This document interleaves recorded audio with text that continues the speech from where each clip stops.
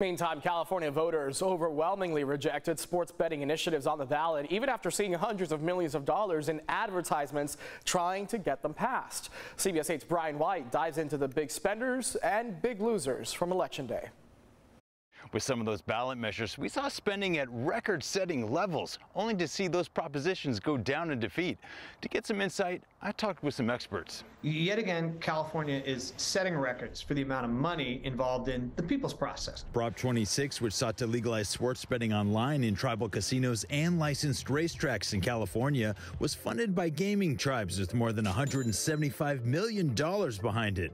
Whereas Prop 27, which aimed to legalize sports betting online and on mobile apps, was bankrolled by online gambling sites DraftKings and FanDuel at over $420 million, setting records as the most expensive ballot measure in California and U.S. history. Basically, we're all becoming sick of the Prop 27 ads by about August.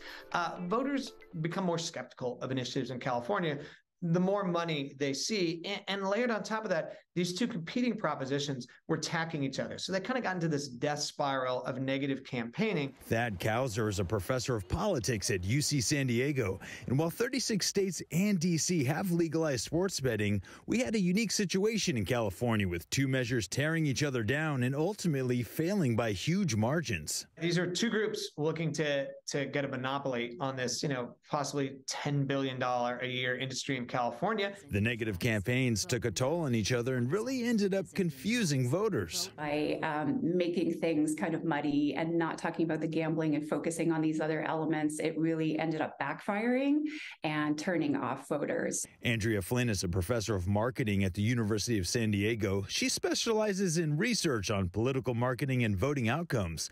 So I asked for her take on the failure of Prop 29, which tried to regulate staffing at dialysis clinics. Proponents of the measure were outspent 10-1. Their advertising always plays on the fact that if this regulation passes, it's going to force them to close dialysis clinics, and that's going to end up actually hurting patients.